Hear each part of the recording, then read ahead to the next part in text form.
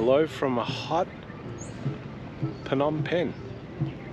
I'm standing in front of the Mekong River, and today is actually day 8 of my travels in Cambodia. It's been a great trip so far. I started off in Siem Reap. I stayed there for a total of 4 days, and then I caught the giant ibis coach to Phnom Penh. Siem Reap was a great place to visit, very spiritual, but also at the same time probably the tourist hub of Cambodia. Well equipped, wide roads, lots of hotels, hostels and accommodation, as well as the beauty of the Angkor Wat temple and the temple region. I had a great time there. The food was great. Accommodation was very reasonable in price. I managed to get out into the temple region and see a number of temples, including Angkor Wat. I did that on a tour where I paid, I think it was a total of $15 US, and it was a half-day tour. My recommendation, if you head out to the temple region near Angkor Wat, head out there nice and early. Do the morning tour and be back by lunchtime, because it gets extremely hot and sweaty. In addition to that, there's also a number of other places where you can also kind of get out and enjoy the festivities and be amongst it all. Pub Street is very vibrant.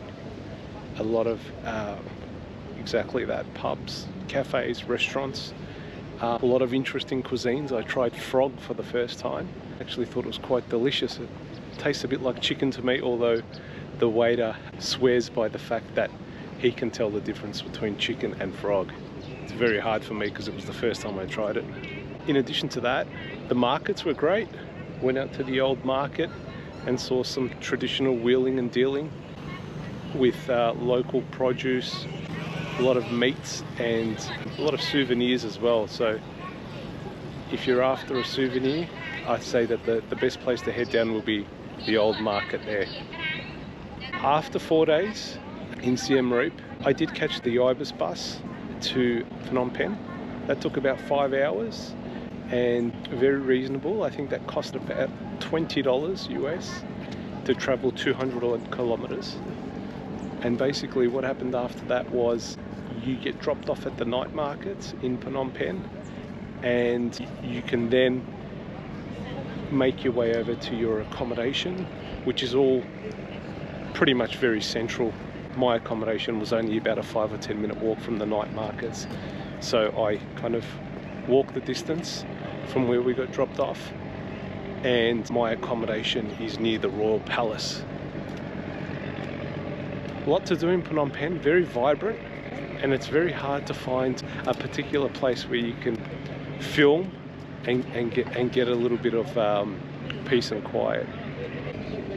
Phnom Penh is probably more so the sabbatical aspect of anyone's trip to Cambodia. I did head out to the S21 prison and the killing fields, and took the time to really understand what happened to the Cambodian people during the Civil War, and it was quite distressing, I must add. There's been a lot of pain and suffering for many years, and the suffering still continues. And it's very important that as a tourist that we head out there and understand the Cambodian people and what they went through.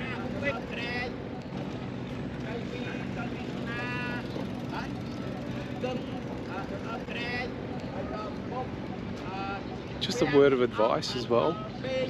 The currency here is the real, but US dollars are widely used. Therefore, it is quite common to purchase something with US dollars and have real delivered back to you as change. So you kind of need to be on the ball every time with your mathematics in relation to the conversion rates, and understand how much one real equates to in the sense of US dollars. Just another note, keep your notes crisp and make sure they don't have any tears or they don't have any creases, because at times they may not accept them.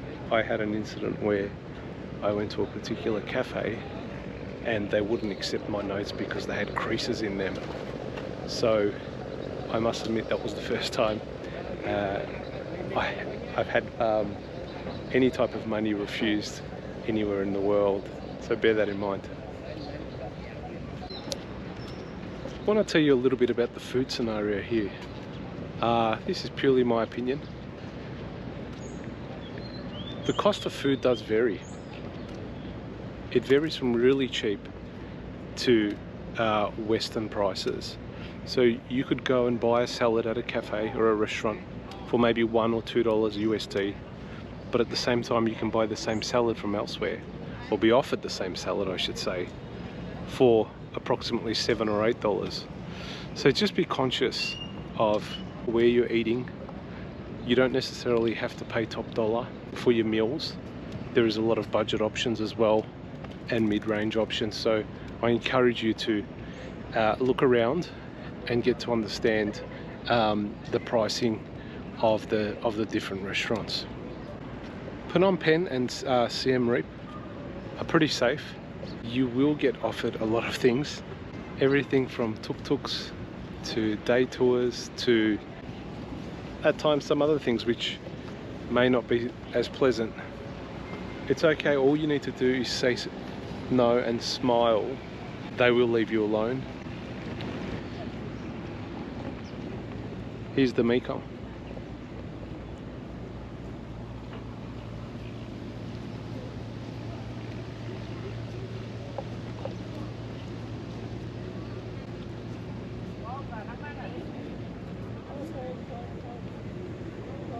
I did take a boat cruise the other night, a sunset tour.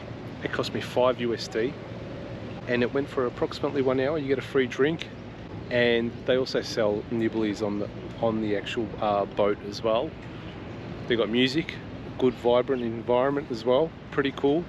I got some great shots which I'll drop into this video of the sunset, and I'm glad I did it. And I'm actually not far from the spot where the boat takes off, and I want to head down there and maybe do it for a last time before I leave Cambodia. It will be a great memory to witness that sunset one more time, although the weather does look overcast and it has rained the last 2 days. In saying that, it's still hot when it rains. You don't need a jacket or a jumper. It's a particularly mild time of year. Alrighty, I'll let you go. Thanks for watching. Please check out my other videos as well from Cambodia, Malaysia and Bali. And I look forward to seeing you all soon. Adios.